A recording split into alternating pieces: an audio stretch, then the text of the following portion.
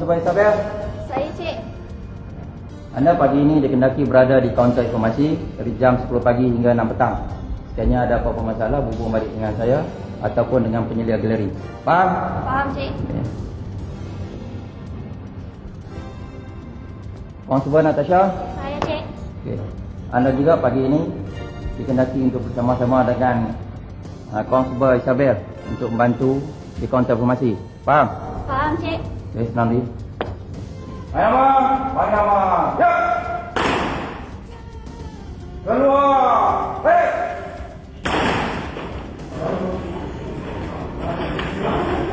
Baiklah kawan-kawan, kami berdua sekarang ini sedang berada di pekarangan Museum PDRM. Tentu ada segelintir daripada kawan-kawan yang belum pernah datang ke sini. Bagi kawan-kawan yang bercita-cita ingin menjadi seorang anggota polis, jangan lupa untuk menyaksikan rancangan ini hingga ke akhir siaran. Museum ini terletak di nombor 5 Jalan Perdana dan telah berusia 5 tahun. Pada awalnya ialah Mes Pegawai Kanan dan kini telah menjadi Museum PDRM. Isabel, saya ada satu cadangan. Apa kata kita masuk dalam? Sambil kita melawat, kita juga tahu tentang latar belakang dan sejarah Jabatan Polis Negara kita. Saya setuju dengan cadangan awak. Apa tunggu lagi? Mari kita pergi.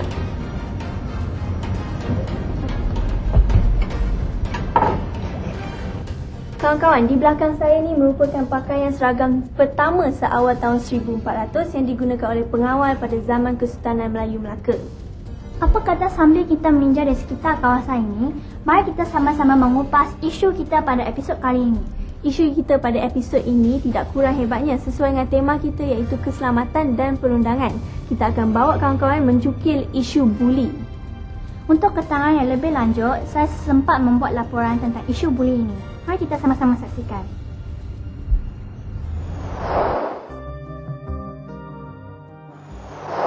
Buli kalau dikatakan terlama di peringkat remaja ini, kebiasaannya dia banyak aspek-aspek mengapa berlakunya buli di antara remaja.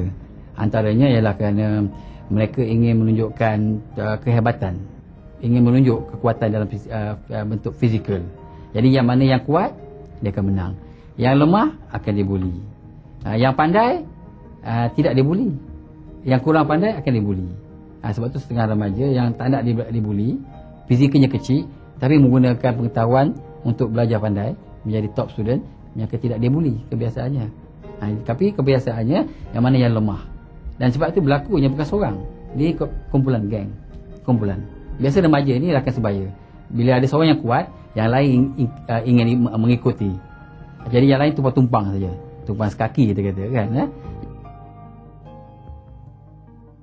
Dia bermula dengan kemasukan bermula. Proses kadang orientation kan, ragging semua sekali. Itu menjadi satu budaya yang diterima pakai dulu kan. Dan apabila sekarang orang dapati bahawa benda ini telah didedahkan di media dan orang banyak bercakap dan berlaku kematian, maka itu dia tak dapat diterima oleh budaya kita.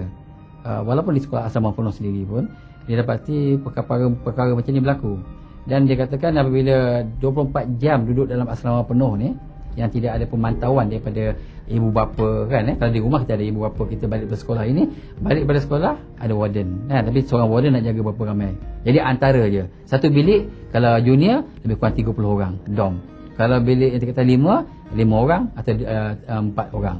Maka di situ kita tengok kan, menunjukkan sebab manusia ni seperti social animals, seperti binatang gitu kan, haiwan. Kerana untuk menunjukkan teritori, untuk menang kan, untuk mendapatkan apa-apa perkara tertentu, mereka perlu menunjukkan keganasan kadang. Jadi makanan kan, masuk bilik air, barang orang kan, makanan tak cukup ke apa, baju, jadi pakai baju orang, ambil baju orang kan, curi duit, ambil duit orang kan, dengan tidak mengetahui ibu bapa. Jadi di situ dia dapat antaranya ialah berlaku di antara mereka. Sebab tu dia katakan yang mana yang lemah kena buli, yang mana kuat, yang lemah terpaksa bagi. Sebab di situ tak ada ibu bapa, yang ada warden ataupun yang ada ketua murid itu dalam dorm tu. Jadi itu yang berlaku. Sebab apa? Security. Orang yang dibuli biasanya dia rasa security. Kalau dia tidak mengikut perintah atau kalau dia tidak memenuhi kehendak abang tu senior, maka dia akan duduk situ 24 hours. Celik-celik tidur, buka-buka mata tengok abang sini ada misalnya kan. Jadi nak tidur pun abang sini ada. Jadi perlu akur pada peraturan-peraturan yang dibuat di dalam kumpulan itu. Maka untuk dapatkan recognition. Begitulah penjelasan lanjut tentang perihal masalah buli. Ingatlah sepandai-pandai tupai melompat, akhirnya jatuh ke tanah juga. Beringat dahulu sebelum terkena. Kegiatan membuli boleh mencetus kepada kegiatan something. Cara kehidupan ini tidak sihat dan salah dari segi undang-undang. Adalah perlu untuk kita menjaga keamanan negara seperti mematuhi undang-undang yang telah ditetapkan. Ini kerana membolehkan kita hidup dengan harmoni dan selesa. Sifat saling bantu-membantu dapat mengeratkan silaturahim secara langsung, dapat berbakti kepada masyarakat. Bak kata pepatah, berbuat baik kepada buat jahat jangan sekali. Apa yang kawan-kawan saksikan sebentar tadi merupakan lakonan semula kes kejadian buli yang biasanya berlaku di sekolah. Apabila kes seperti tadi berlaku, lazimnya akan membawa kepada pergaduhan dan sebagainya. Apa yang lagi menggemparkan ialah ia boleh menjadi kes jenayah polis. Kes buli ni macam certain people tu macam dia nak tunjukkan dia tu berani, yang tu berpengaruh kan. Jadi tak elok lah buli ni. Sepatutnya kes buli ni kena dibendung lah supaya tak berleluasa kan, sebab sekarang ni kes buli ni mengakibatkan kematian kan. So pihak sekolah dengan pihak ibu bapa kena bagi kerjasama lah. Saya rasa lah kan, mungkin tu macam satu keseronokan bagi mereka. Sebab bagi diorang mungkin diorang rasa kalau membuli orang tu diorang rasa lagi bagus kan, lagi kuat dekat sekolah tu. So nanti diorang takkan diganggu oleh budak-budak lain lah. Buli kat sekolah ni mungkin atas didikan sebenarnya. Mungkin student dia macam tak ada kawalan dari family kan. Dia buat perkara-perkara macam mungkin daripada kesan daripada TV, apa yang dia ikut, apa yang dia nampak kan. So maknanya dia ikut-ikut lah. Dia gunakan apa yang dia nampak tu untuk kawan-kawan. Natasha, saya ada satu cerita nak dikongsikan bersama awak. Kongsi tentang apa, Isabel? Semalam saya baru berjalan balik dari sekolah. Saya ternampak ada lelaki buta ni. Dia sambil membawa beg besar. Dia nak menyeberangi jalan itu. Saya berada di seberang jalan je. Baik, macam ni ceritanya. Saya ternampak ada seorang budak lelaki terlanggar bahu orang buta itu sampai menyebabkan dia terjatuh. Mujurlah dia terjatuh di bahu jalan je. Lepas tu budak lelaki tu jalan je terus sampai menghiraukan lelaki buta yang jatuh itu. Apalagi saya nampak, saya terus bergegas kepada orang buta itu dan menolongnya. Rupa-rupanya orang buta itu memang tak biasa dengan kawasan sekitar rumah saya dan dia sebenarnya tengah menunggu teksi. Lalu saya membantunya untuk mendapatkan teksi. Kesian betul orang buta itu. Kita hendaklah sentiasa menolong orang yang kurang upaya dan jangan sekali-kali meniru sikap budak lelaki itu yang melanggar orang buta itu. Betul tu. Harap kawan semua dapat iktibar daripada jalan cerita saya tadi. Apa kata kita melihat sketsa kita pada minggu ini yang tidak kurang hebatnya. Sama-sama kita saksikan.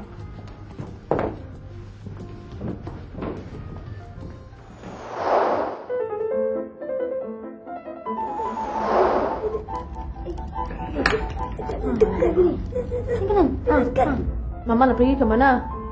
Mama nak keluar kejap. Ada kerja sikit. Saya bosan lah. Marilah kita buat benda lain. Kita nak buat apa? Eloklah kita main PlayStation ni. Saya ada satu cadangan. Apa dia?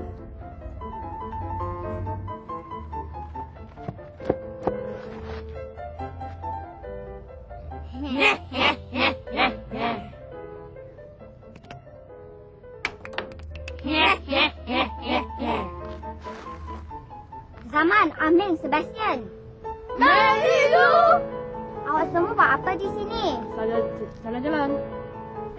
Kami nak melukis. Awak nak ikut? Sebastian, awak tak boleh buat begitu. Kenapa saya tak boleh buat begitu? Awak ni tak elok lah. Jangan merosakkan harta benda awam. Sibuklah dia ni, seperti kami lah. Orang lain pun buat juga. Kenapa saya tak boleh buat? Kenapa awak kena ikut orang lain? Awak nak jadi pak turut? Berikan saya marker pen awak. Kalau tak, saya beritahu ibu bapa awak.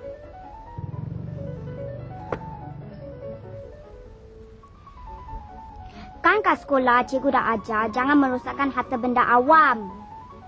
Yalah, kami tak buat lagi. Apa? Janji tak?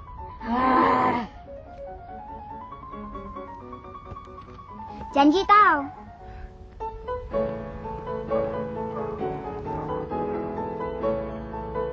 Tak baiklah Mary Lou tu. Sekarang kita nak buat apa?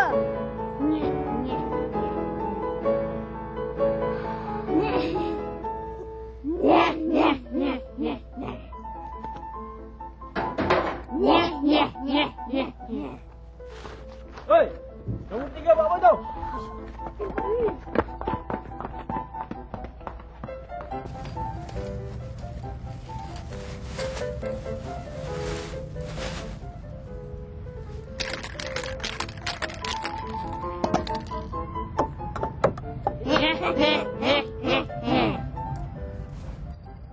Hei, kamu tiga buat apa tu? Kami tak buat apa-apa pun. Kamu boleh kata tak buat apa-apa? Itu hari pakcik nampak kamu nak conteng pondok telefon. Sekarang ni nak conteng Gulon Suli pula. Siapa yang ajar korang?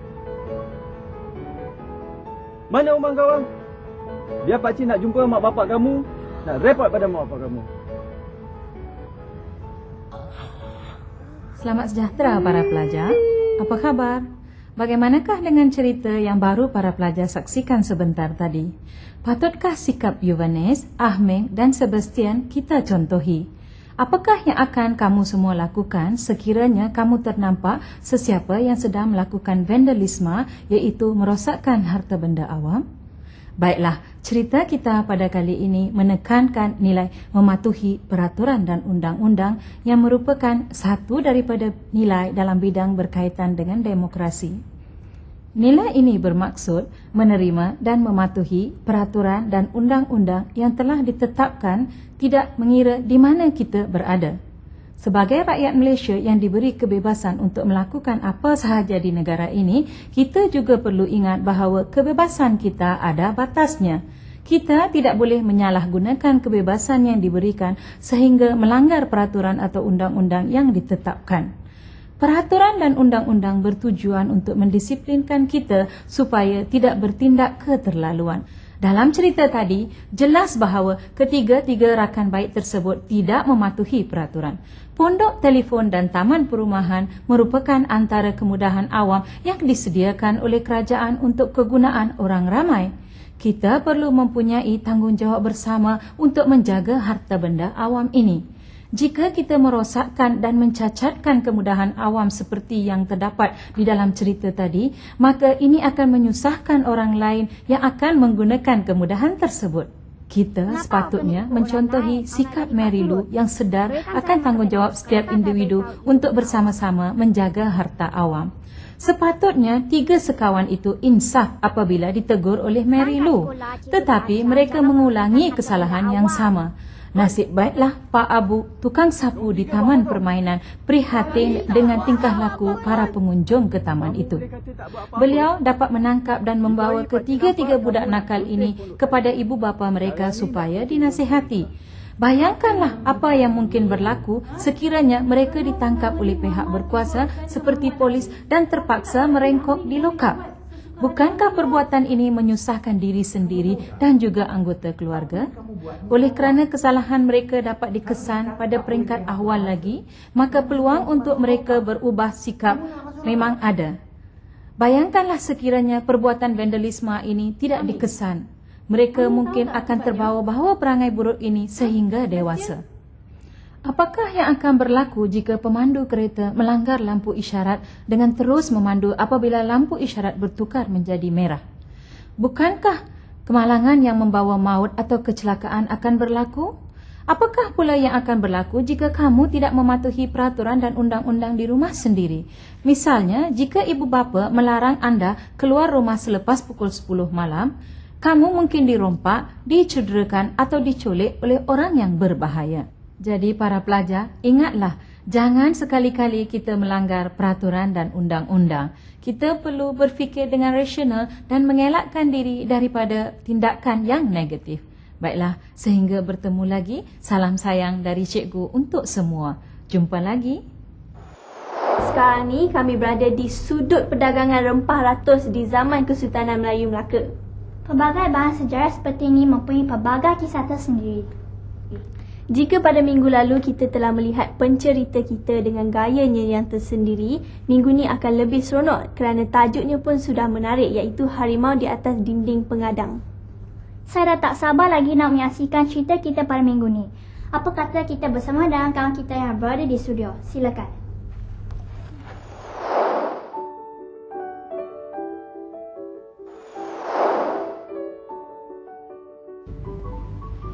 Bersama saya lagi, Wong Airi, dan pada kali ini kita akan mendengar cerita dari Korea Utara yang bertajuk Harimau di Atas Dinding Pengadang. Pada zaman dahulu, seorang pembesar baru dilantik. Dia sangat kejam. Sebaik sahaja bertugas pada hari pertama, pembesar itu menjalankan arahannya dengan segera, iaitu pegawai-pegawainya dikehendaki menangkap orang yang bijak pandai. Pembesar itu berpendapat rakyat menentang kerajaan disebabkan golongan bijak pandai yang mendorong dan menjadi pemimpin mereka. Orang yang pertama ditangkap sudah tiba di pejabatnya. Pembesar itu melihat kepada orang tersebut. Tidak disangka-sangka orang yang dibawa hanya seorang budak kecil.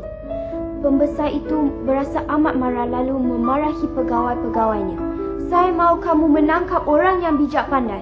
Adakah budak kecil yang masih mentah ini dianggap sebagai orang yang bijak pandai? Halau dia keluar. Pada masa itu, pegawai yang lebih tua daripadanya berjalan ke hadapan, lalu berkata, "Jangan pandang rendah terhadap budak kecil ini. Dia amat bijak. Apabila dewasa kelak, bukan sahaja bandar, malah seluruh dunia dapat dikuasainya." "Apa? Dia dapat menguasai seluruh dunia? Berani kamu bercakap sebarangan di hadapan saya. Seorang budak kecil yang masih mentah dapat menguasai seluruh dunia? Sekarang saya ingin bertanding dengan dia. Jika dia kalah, saya akan menghukum kamu kerana kesalahan menipu. Pancung kamu." Pembesar itu memerintah pegawai-pegawainya mengangkat dinding pengadang yang terdapat lukisan harimau. Pembesar itu mengambil seutas tali lalu melontar tali tersebut kepada budak kecil itu. "Kamu ambil tali itu, ikat leher harimau dan tariknya keluar," kata pembesar itu. "Ya, saya patuhi arahan tuan." Budak kecil mengambil tali, berjalan keluar pintu, menoleh kepada pembesar. Lalu berkata, "Tuan, saya jaga di luar pintu. Sila tuan ambil kayu, ketuk belakang harimau. Halau ia keluar. Saya akan mengikat lehernya, lalu menariknya ke depan tuan." Setelah mendengar kata-kata budak itu, pembesar menjadi marah. "Kamu sudah gila. Siapa yang boleh menggunakan kayu untuk menghalau harimau keluar dari lukisan?" Budak itu membuang tali ke sebelah, lalu ketawa terbahak-bahak dan kemudian berkata, "Kayu tidak dapat menghalau harimau keluar dari lukisan itu. Jadi, bagaimana hendak menyariknya dengan tali?" Pegawai-pegawai yang berada di situ semuanya ketawa. Pembesar itu tidak dapat berkata apa-apa lagi dan terus pergi dari situ. Baik kawan-kawan, nilai moralnya ialah jangan membuli seseorang sehingga melakukan sesuatu yang mustahil. Terima kasih. Seronok betul mendengar kisah tadi. Sungguh berbakat pencerita tadi. Sekarang saya, Isabel dengan Sarjan Rozia akan meninjau di sekitar galeri senjata ni. Baiklah Sarjan, boleh ceritakan sikit dari mana senjata ni datang? Untuk makluman, senjata api yang dipamerkan di dalam galeri ini adalah senjata api rampasan polis semasa zaman darurat. Baiklah Sarjan, apa pula cerita dengan senjata-senjata di sini? Okey. Di dalam galeri sebelah sini pula, senjata yang dipamerkan ni adalah senjata berjadual. Berjadual? Apa maksud berjadual? Okey, senjata berjadual ni adalah salah jika memiliki tanpa kebenaran. Baiklah, Sarjan Rozia, ini digunakan oleh kongsi gelap yang mana satu? Okey, untuk makluman, senjata api di dalam galeri ini adalah senjata api yang dirampas dari kumpulan botak Chin pada tahun 1976. Boh Tak Chin adalah seorang penjenayah yang paling digeruni di Malaysia pada satu ketika dahulu. Jadi dia telah pun ditangkap dan telah dihukum gantung sampai mati. Oh, pada tahun berapakah dia mati? Tahun 1976. Jadi inilah antara senjata-senjata yang pernah digunakan oleh Boh Tak Chin. Beliau berasal dari Johor Bahru. Beliau berdarah campuran Bugis dan Turki. Beliau adalah orang yang bertanggungjawab menubuhkan UMNO pada bulan Mei 1946. Beliau menerajui kebangkitan orang-orang Melayu menentang penjajah. Beliau meninggalkan UMNO dan menubuhkan Parti Kemerdekaan Melaya. Beliau meninggal dunia pada tahun 1962 dengan jasa yang tidak terhingga kepada sejarah tanah Melayu.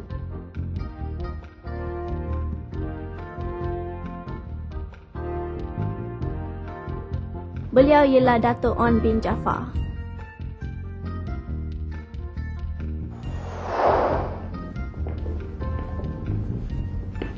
Kawan-kawan, mematuhi peraturan dan undang-undang merupakan tanggungjawab setiap insan. Sikap ini secara langsung dapat mendidik mutu disiplin kita dan menjadikan kita seorang remaja yang berhemah tinggi dan dihormati. Justru itu, kita memerlukan mereka yang lebih arif untuk menilai kebaikan sesuatu keputusan yang kita ambil. Sebagai renungan, kita bersama Profesor Madya Dr. Fazil Cik Din untuk mengulas isu pada episod kali ini. Demokrasi adalah merupakan satu cara kehidupan yang dianjurkan untuk semua rakyat warga negara Malaysia di dalam negara yang tercinta ini. Tetapi apabila kita mahu mewujudkan demokrasi itu, apakah makna, apakah keperluan yang perlu ada? Salah satu daripada sifat ataupun ciri demokrasi yang paling penting adalah keupayaan kita untuk nak menerima pandangan orang lain dan juga untuk nak menyatakan hak kita. Dan juga di dalam konteks ini, hak kita yang perlu kita jalankan di dalam proses untuk nak menerima peraturan-peraturan yang ada di dalam negara. Demokrasi adalah merupakan satu amalan yang memerlukan kepada keadaan disiplin diri yang tinggi. Disiplin diri yang tinggi akan dapat membantu untuk kita memahami apakah peraturan yang perlu kita ikut dan juga peraturan-peraturan yang sepatutnya boleh kita cuba masukkan di dalam diri kita untuk dijadikan sebagai satu amalan. Disiplin diri memerlukan seseorang mematuhi peraturan. Mematuhi peraturan memerlukan tingkah laku dan juga pemikiran-pemikiran yang bertanggungjawab. Sebagai seorang pelajar, sekiranya kita mahu untuk mendisiplinkan diri mematuhi peraturan orang lain ataupun mematuhi peraturan organisasi yang ada, apa yang perlu kita buat adalah kita cuba untuk nak bertanggungjawab di atas diri kita sendiri di dalam proses untuk nak memahami apakah itu kehidupan dan juga apakah itu peraturan yang diletakkan di atas diri kita. Ada banyak peraturan-peraturan yang perlu kita ikut, sama ada di rumah, di sekolah ataupun di dalam masyarakat kita. Tetapi paling banyak sekali peraturan yang perlu kita pelajari adik-adik adalah di sekolah.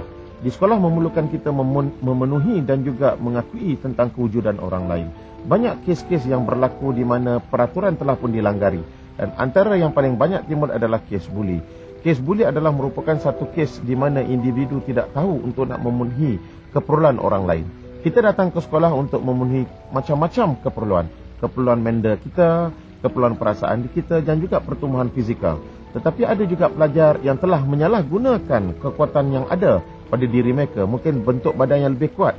Tetapi telah mencuba untuk mengeluarkan tenaga-tenaga ini untuk nak menghimpit ataupun nak membuli individu-individu yang jauh lebih kecil ataupun mempunyai perasaan rendah diri.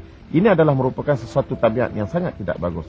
Bagaimana untuk nak mengatasinya? Kita boleh mengatasi dengan salah satu daripada caranya adalah untuk sebagai seorang pembuli, kita mesti memahami apakah itu hak kita. Setakat mana peraturan-peraturan yang perlu kita ikuti. Jumpalah dengan pihak pengetua, jumpalah dengan pihak guru besar dan juga guru-guru kaunseling yang boleh membantu untuk memberi kita faham tentang apakah itu yang dikatakan sebagai tindakan buli dan bagaimana untuk mengelak daripada menjadi seorang pembuli. Kepada mereka yang sering dibuli, mereka juga boleh mengelakkan diri dengan cara untuk nak meningkatkan kemahiran-kemahiran tertentu. Antara cara yang paling baik adalah meningkatkan kemahiran untuk komunikasi dan juga berinteraksi dengan lebih positif dengan semua individu-individu. Dan lagi satu lagi cara adalah dengan menolak sifat rendah diri. Apa yang dapat kita simpulkan pada episod ini adik-adik adalah keperluan kita untuk mematuhi peraturan dan juga untuk memenuhi keperluan-keperluan di dalam kerangka kehidupan manusia yang saling berinteraksi dan berkomunikasi. amalan hidup demokrasi adalah sangat penting. Demokrasi mengajar kita untuk memenuhi keperluan diri kita dan juga belajar untuk menghormati keperluan orang lain. Terima kasih Sarjan Ruzia kerana sudi mengajar kami aktiviti asas seorang anggota polis dan menunjukkan kami persekitaran Muzium PDRM ni. Yalah, saya juga berasa sungguh seronok sekiranya saya dapat menjadi anggota polis kerana selain meningkatkan mutu disiplin, saya juga dapat membantu jenayah. Sama-sama, saya harap kamu berdua dan adik-adik di rumah mendapat iktibar daripada rancangan ini supaya lebih mematuhi peraturan dan undang-undang. Ya, sedar tak sedar kita sudah pun berada di penghujung rancangan. Sehingga berjumpa lagi pada minggu hadapan dengan pelbagai lagi isu yang menarik. Sehingga berjumpa lagi dalam majalah moral. Sebab dia